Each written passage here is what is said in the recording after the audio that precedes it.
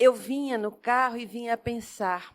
A gente vê pessoas em vários locais, festividades, bares, bebendo o que for, mas nós escolhemos, agora à tarde, estar aqui. Estar aqui para poder ter este banho de luz que a doutrina espírita nos oferece. E muitos de nós que não temos ainda a oportunidade do estudo contínuo, não temos nem ideia do quanto é importante a gente tirar um tempo nosso para poder fazer esta limpeza espiritual. Alguns pensam que limpeza espiritual é tomar banho de sal grosso, é tomar banho de hortelã, de ervas, essa coisa toda. E deixa eu dizer a vocês o que é uma limpeza espiritual. Por quê? Quando a gente está sujinho, depois que a gente sua muito, a gente toma banho para limpar o quê? O corpo. Quando a gente come, que a gente, querendo ou não, né, suja os dentes, a gente faz o quê? Escova os nossos dentes, faz a nossa escovação. E assim tem que ser também, queridas irmãs e irmãos, com a nossa vibração, com a nossa energia. A gente passa alguns minutos, às vezes, comentando, conversando com alguém e tem algumas notícias ruins, desagradáveis. A gente, como Dona Sônia comentava, tende, às vezes, alguma pessoa, até mesmo da nossa família, que muitas vezes chega reclamando, chega desgostoso da vida e dá aquela descarga energética na gente, só de coisas negativas e ruins. O que é que nós precisamos? Limpar também a nossa alma. E é neste momento, então, quando a gente vem a uma casa espírita ou vai a uma igreja, se a pessoa tiver outra religião, é naquele momento em que a gente para e faz como a nossa irmã Jana fez, eleva o pensamento ao alto e começa a fazer uma prece, aí sim é que nós começamos a ter uma limpeza espiritual.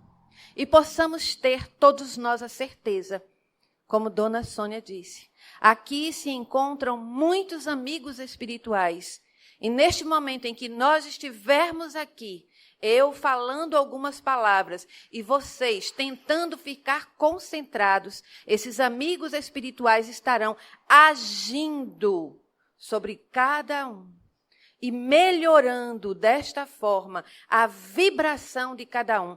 Por isso que muitas vezes a gente nem sabe nem entende. Por que que a gente vem à casa espírita, assiste uma palestra, toma uma aguinha frutificada, às vezes, quando precisar, toma um passe e sai daqui tão leve, tão bem, consegue dormir inclusive mais tranquilo ou a noite toda. Foi a nossa limpeza espiritual que aconteceu. Então, eu venho com muita alegria também fazer aqui a minha limpeza espiritual, porque quando a gente tem a oportunidade de falar dos ensinos de Jesus, dos ensinos do Espiritismo, é muito importante. E olhem o presente que a Casa de Francisco de Assis me deu. Em tempos de transição, a quem servimos? E eu ficava a refletir. E eu ficava a pensar, porque muitos de nós estamos pensando que a transição se veio com a pandemia. Mas é um infeliz equívoco. Não, a gente já estava em transição há algum tempo. Nós já estamos em transição há décadas. E se pararmos para refletir um pouco mais, a gente vai ver que não apenas olhando para o todo, como eu acabei de falar, do planeta que já está no processo de transição há algumas décadas, paremos para pensar em nós, na nossa intimidade. Porque hoje, inclusive, eu vim com o objetivo de não fazer uma palestra para nós no todo, mas sim para o eu individual de cada um de nós. Nós, em todos os momentos, estamos também em períodos, em ciclos de transição na nossa vida. A gente nasce, é um bebezinho, a mãe dá toda a atenção, é um período de transição. Estamos ali voltando ao corpinho físico. Quando a gente começa a ter 10, 11 meses, agora alguns bebês mais sabidos, 9 meses, já estão em pé, já estão querendo dar 1, 2 passos. Alguns chegam a 1 ano e 2 meses, 1 ano e 1 mês, para poder andar sem se segurar. É transição. 4, 5 anos, quando começam a ler, quando começam a ser alfabetizados, é transição. Quem de nós aqui, que tem o cabelinho um pouquinho mais branquinho, não passou com os seus filhos, ou está passando com os netos, aquele período maravilhoso da adolescência? Minha gente, eu não sei porquê, não me perguntem. Por que é que inventaram o nome de dizer que era aborrecência? Mas pense num período difícil que a maioria de nós jovens também passamos, porque nós também tivemos essa transição. Só que o tempo passa e a gente esquece, não é verdade? E depois temos a transição de escolher a nossa profissão, escolher o que vamos estudar, e assim vamos até hoje, passando por esses períodos de transição em nossa vida. Então, eu queria que a gente pensasse exatamente sobre isso. Eu não estou dependendo, nem preciso depender de um processo de transição planetária. Eu quero sim falar agora desse processo de transição íntima de cada um de nós, que cada um de nós passa. E eu queria escolher para mim, um dos maiores exemplos que nós temos, o apóstolo Paulo. Por que eu queria escolher Paulo? Queridas irmãs e irmãos, quem não teve oportunidade ainda e só conhece Paulo através da Bíblia, eu queria que pudesse depois dar uma olhada na biblioteca ou na livraria, onde existe um livro chamado Paulo e Estevão. É sobre este homem que hoje nós vamos nos debruçar um pouquinho. Porque observem, na realidade, o livro começa com a história de Saulo. E eu mesmo não entendia, às vezes, quando eu vinha à casa espírita e escutava falar. O palestrante falava Saulo, daqui a pouco era Paulo, e é Saulo, e é Paulo. E eu digo, Jesus, quem é esse danado deste homem que tem um nome ou tem 2 nomes? Quem é? É o mesmo ou não é? E o que é que eu fiz então? Fui estudar a obra. Na realidade, a obra começa com o nome de Saulo. Saulo é um homem que ele tinha cidadania romana, doutor da lei, muito inteligente e muito íntegro. Ele era um homem disciplinado. Ele era um homem muito correto. E tudo que ele fazia de conformidade com o que ele aprendera. Para mim, isso é, assim, de uma grandiosidade imensa. Porque muitas vezes nós temos a facilidade de julgar o outro e a gente acha que o outro está errado. Ah, mas ele está errado. Ah, mas ele fez assim, está errado, está condenado, é culpado e acabou-se. Mas, queridas irmãs e irmãos, paremos para refletir. Saulo, na realidade, ele estava correto com o que ele fazia, de conformidade com o aprendizado dele, com as leis que ele seguia.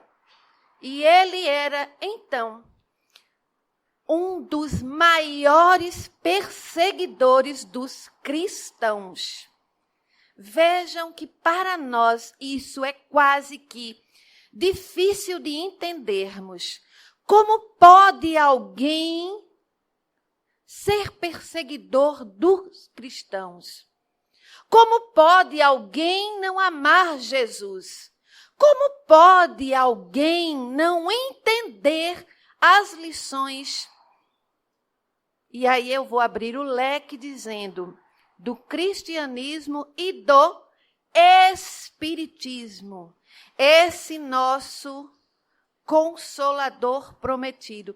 Porque paremos aqui neste momento. Quantos de nós, muitas vezes, não somos entendidos por aqueles que convivem conosco?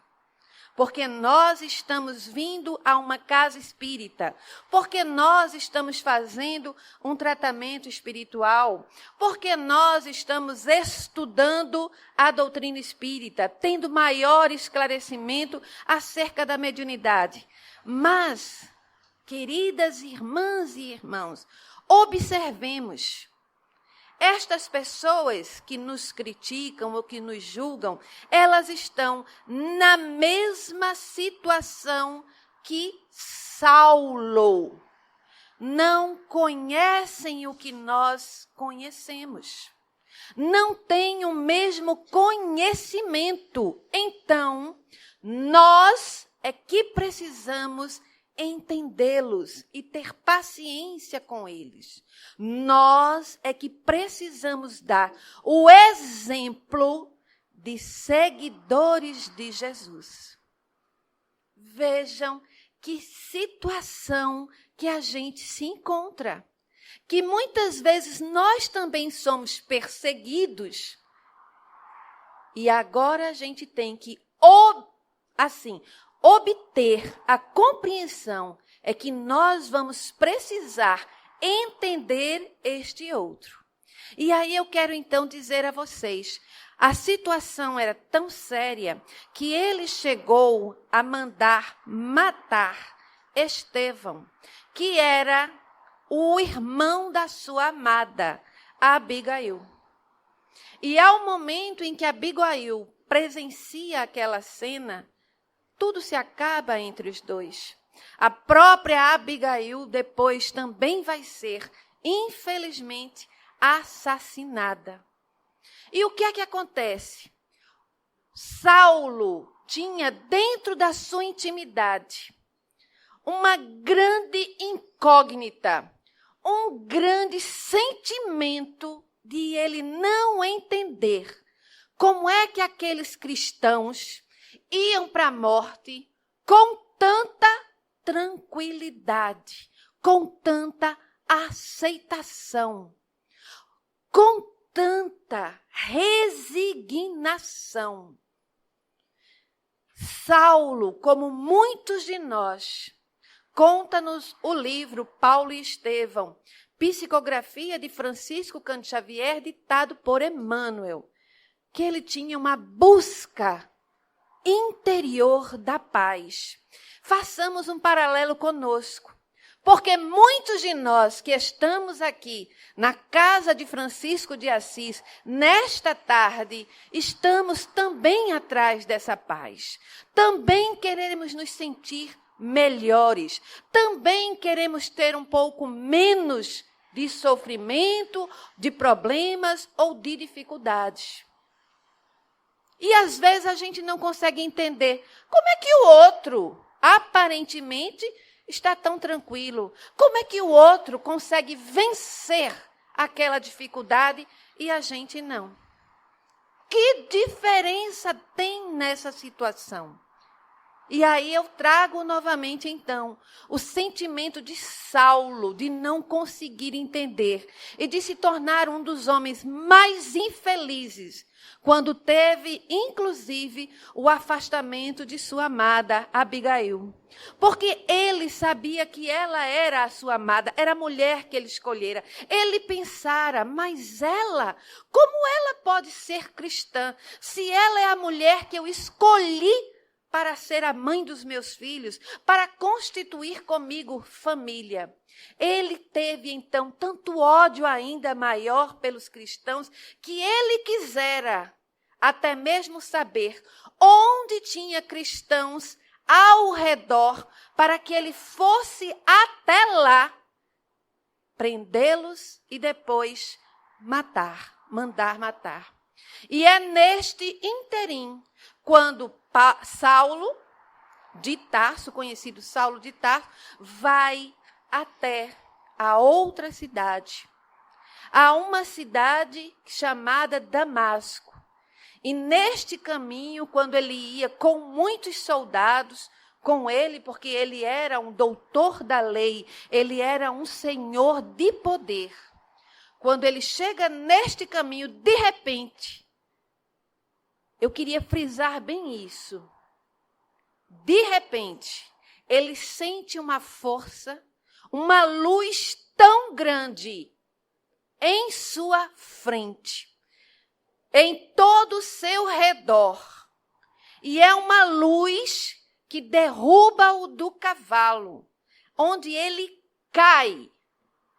E naquele momento, ao cair, ali está um poderoso caindo de todo o seu poder, de todo o seu conhecimento, de toda a sua certeza, de toda a lei que ele seguia, mas seguia porque conhecia, porque havia estudado.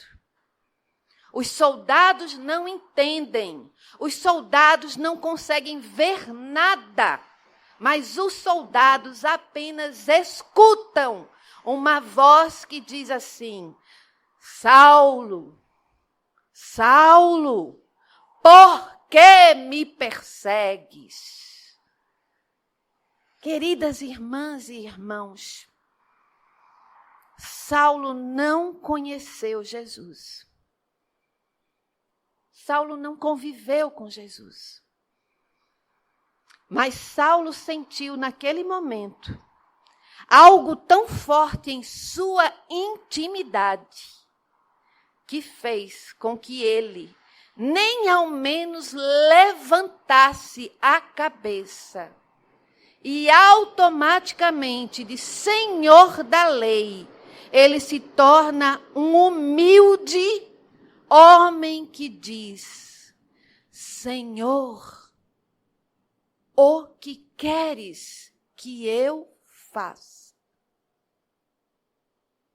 Senhor, o que queres que eu faça? Isso muda a vida de Saulo.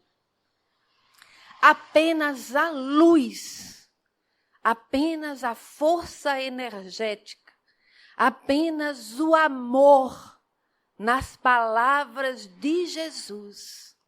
Saulo, por que me persegues? E Saulo se torna o maior servidor do Cristo. A partir deste momento. Saulo, naquele momento, humildemente, aceita, sem saber nem o que ele tinha que fazer. Porque o que ele tinha a fazer, o seu objetivo, era chegar em Damasco e prender Ananias. Era chegar em Damasco e prender os cristãos. Mas naquele momento, ele sente dentro dele que não é mais este o objetivo que vai comandar toda a sua vida.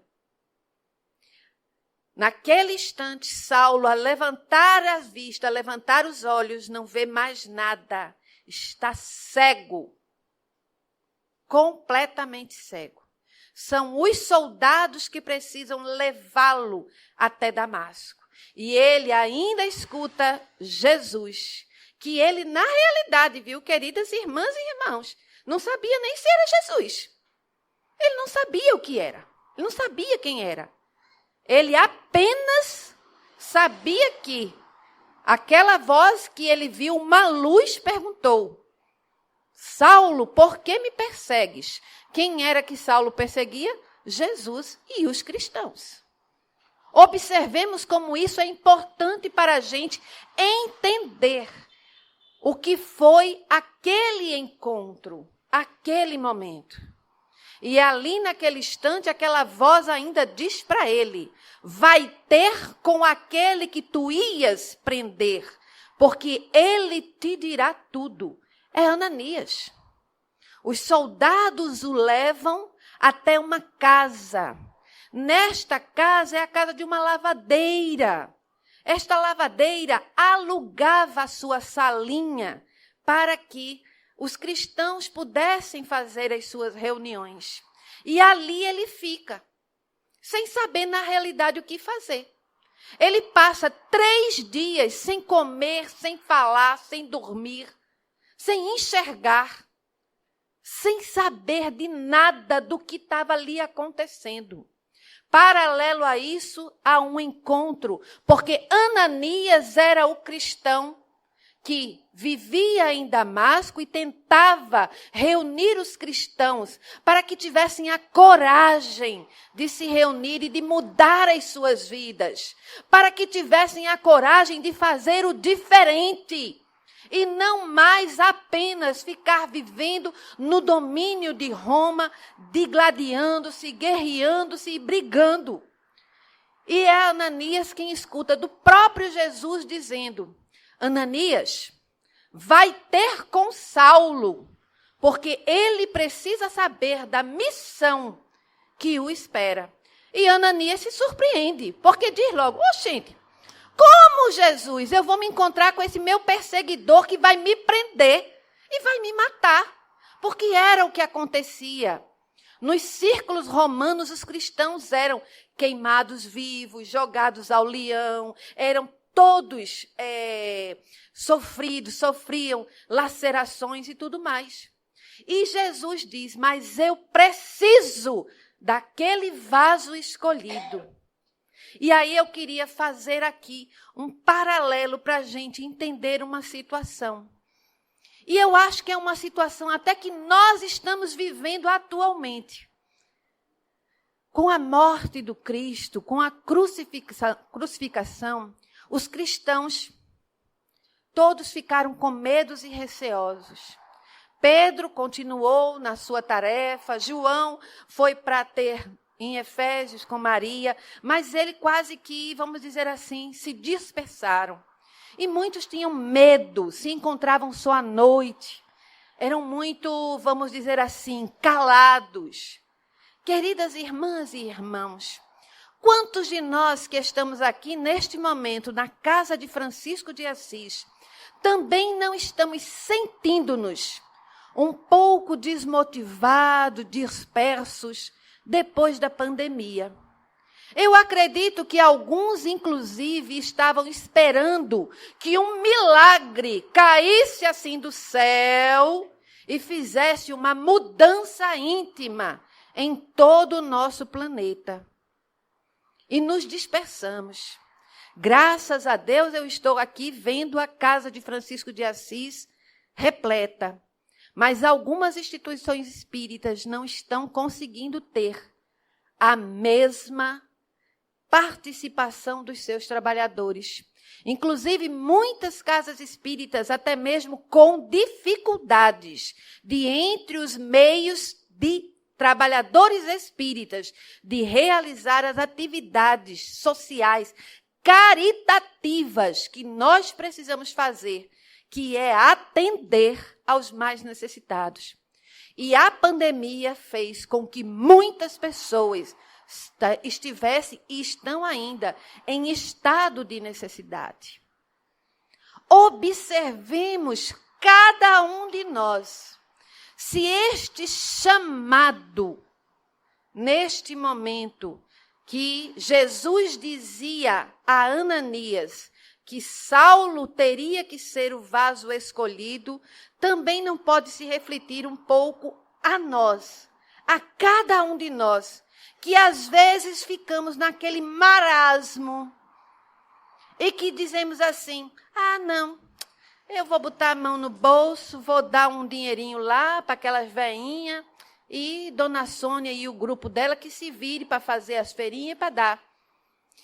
Enquanto nós poderíamos sim, era nos motivar, não apenas a dar o que é nosso, e que muitas vezes nos sobra, mas também chegar a pedir para o nosso marido, para o nosso tio, para o nosso pai, para a nossa sogra, para a nossa tia, para que haja, assim, uma grande motivação.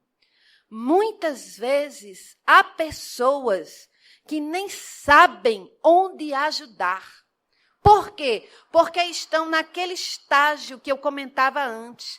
Não conhecem a Jesus.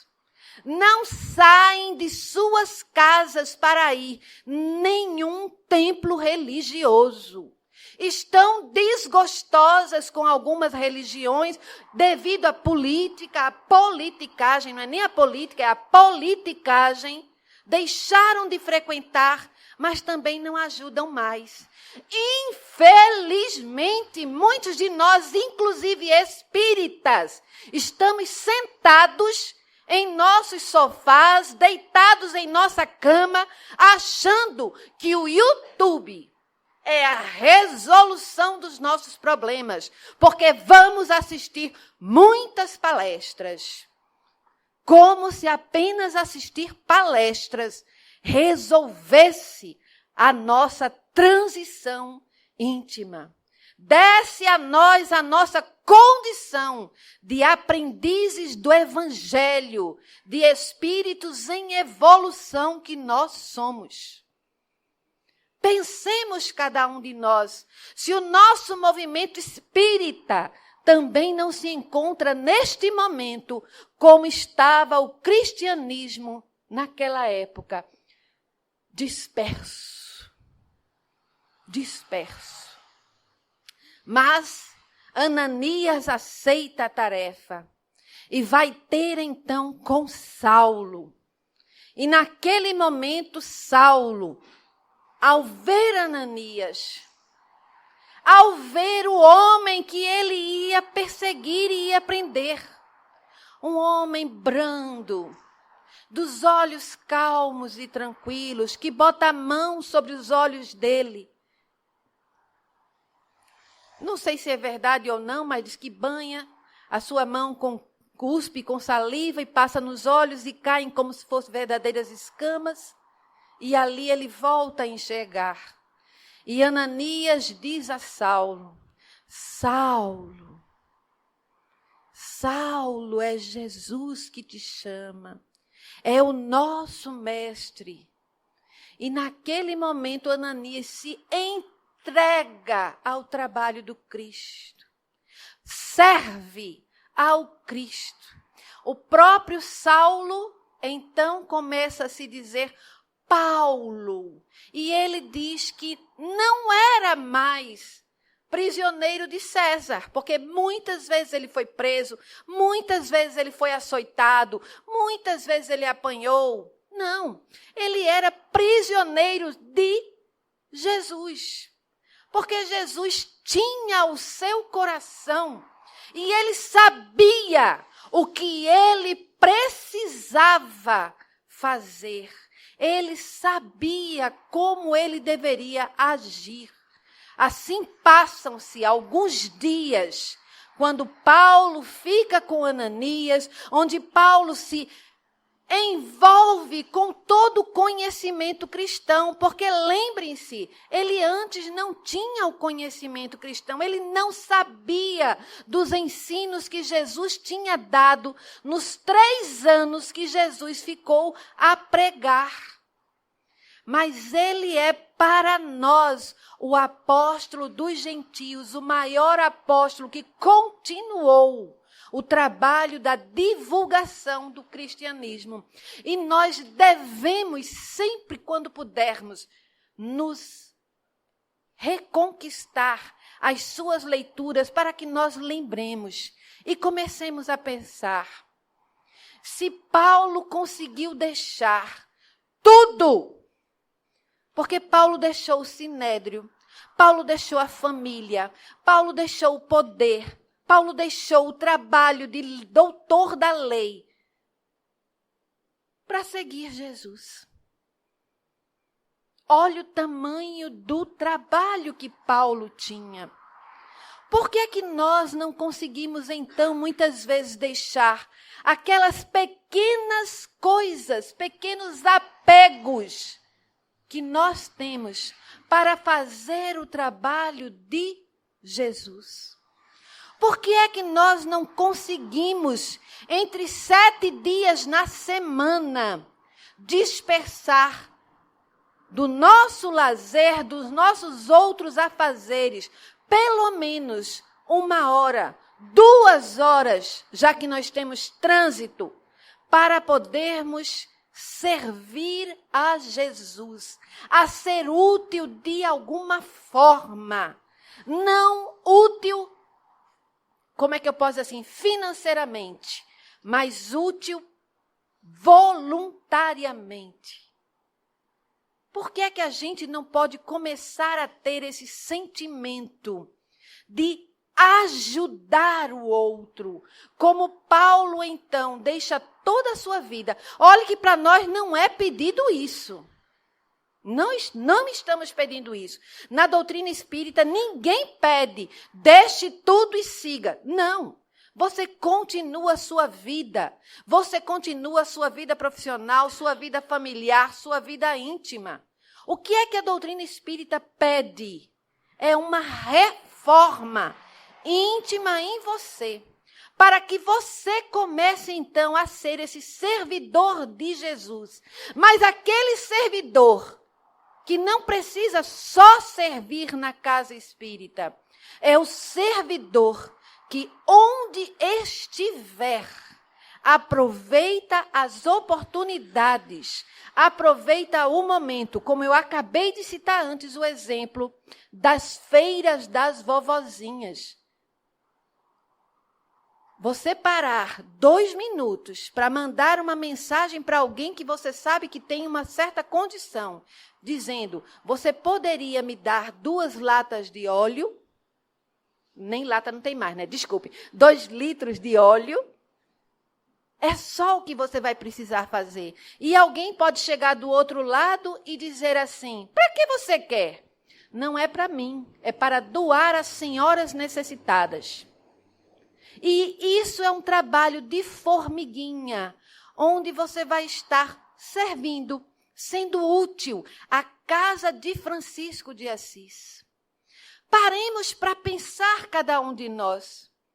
Com certeza, inúmeras vezes, quem vem ao Jefa já escutou aqui, eu pelo menos já tive a oportunidade inúmeras vezes, de escutar a oração de São Francisco. E como é que começa? Como é que começa? Senhor, fazei-me instrumento de vossa paz.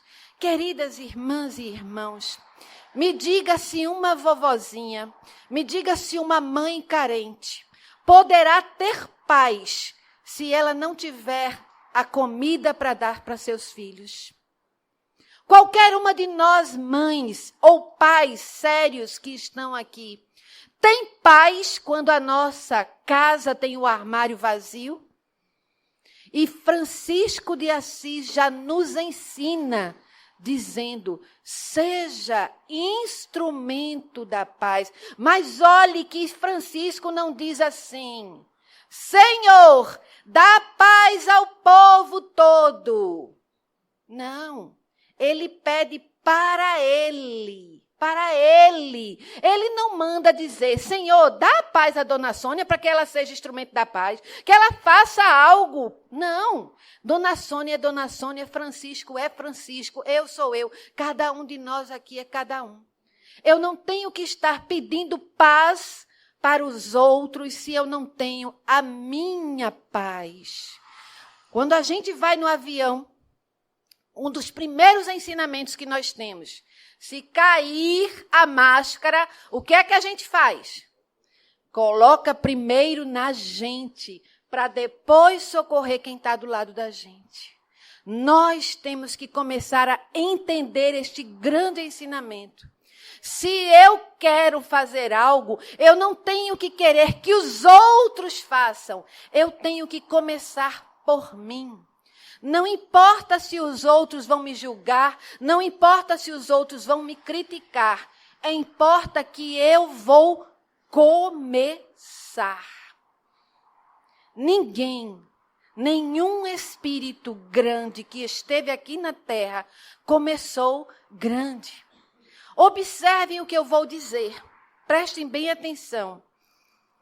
Todos nós, quando estamos prontos para reencarnar, nós temos um planejamento reencarnatório. Mas não existe a certeza de que este planejamento reencarnatório irá acontecer na íntegra. Por quê? Porque depende de cada um de nós. É o nosso livre-arbítrio. Vou dar um exemplo assim bem simples, que a maioria de nós conhece. O senhor, professor Hipólite Léon Denisard de Rivail, tinha a missão de codificar a doutrina espírita. Ele viveu toda a sua vida como professor, educador, casou com a sua esposa, Amélie Boudet, o tempo todo. O senhor Rivail só foi convidado para assistir às reuniões mediúnicas que estavam acontecendo, debatidas lá nos teatros na França, quando ele já tinha 56 anos. Alguns podiam dizer assim, oxe, o homem já estava pronto para se aposentar, não tinha mais que fazer nada.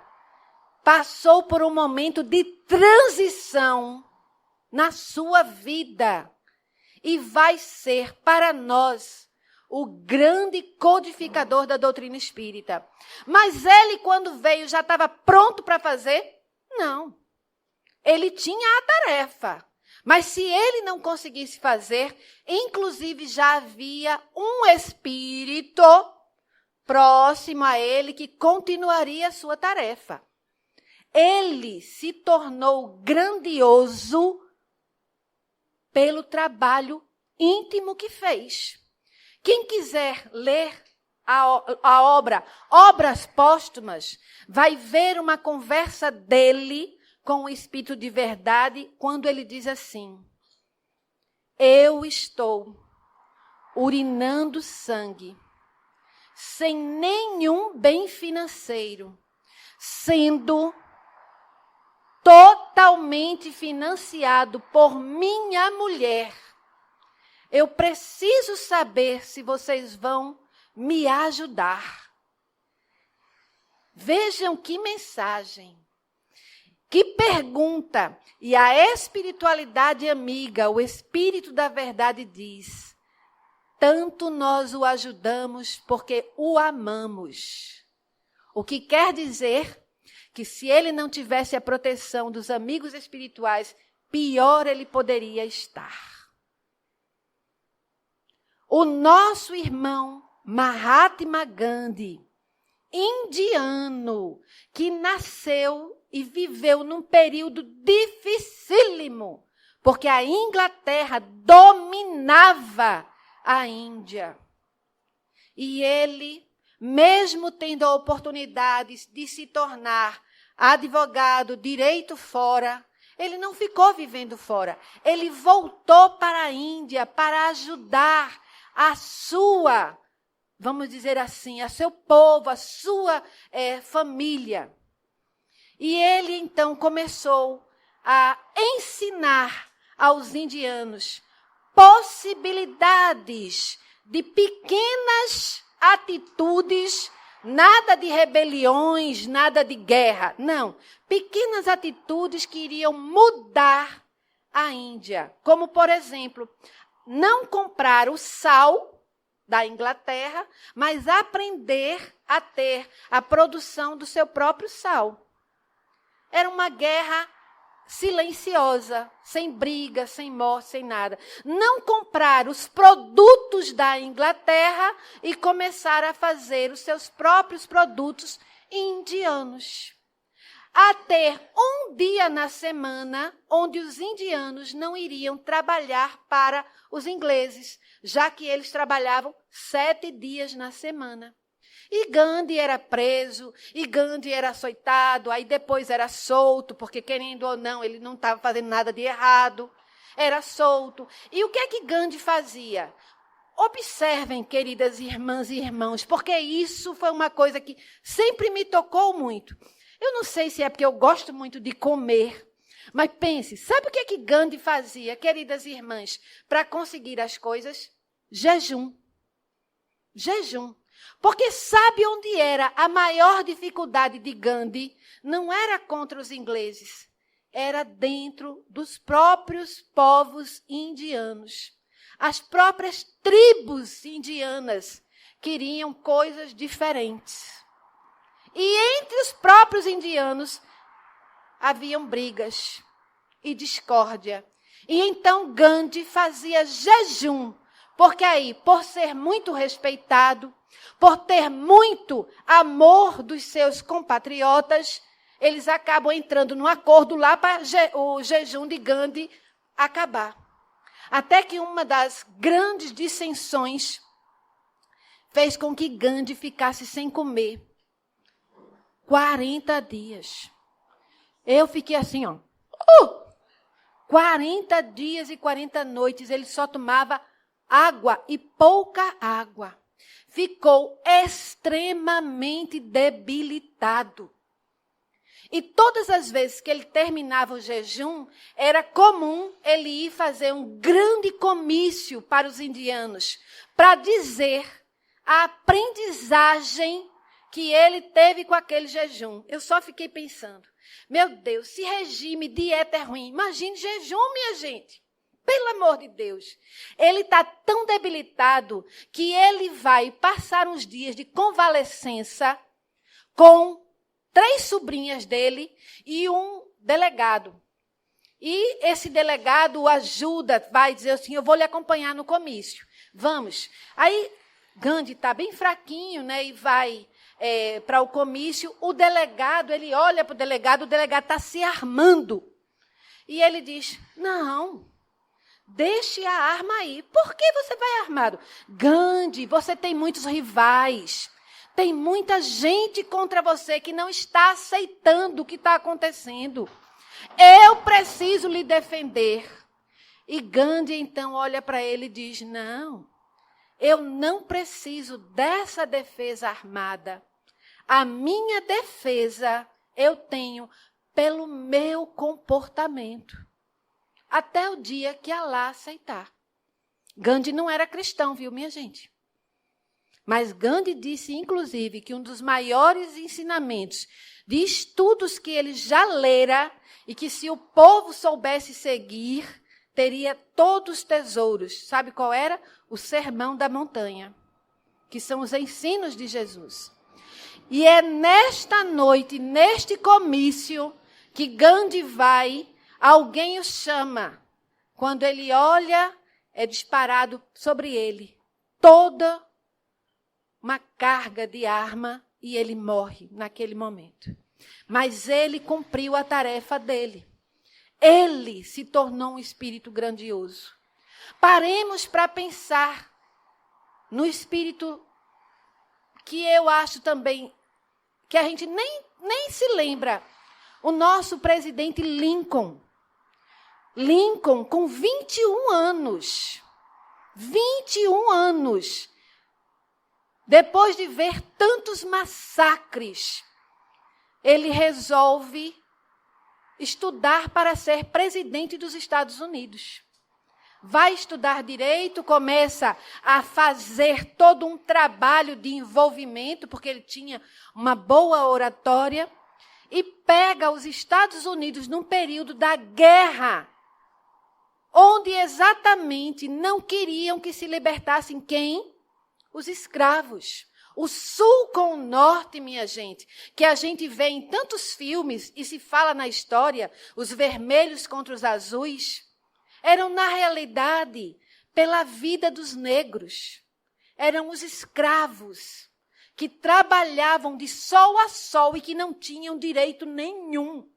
E Lincoln, ele não é feito presidente. Não, minha gente, ele se faz com o seu trabalho árduo, com o seu trabalho dia após dia.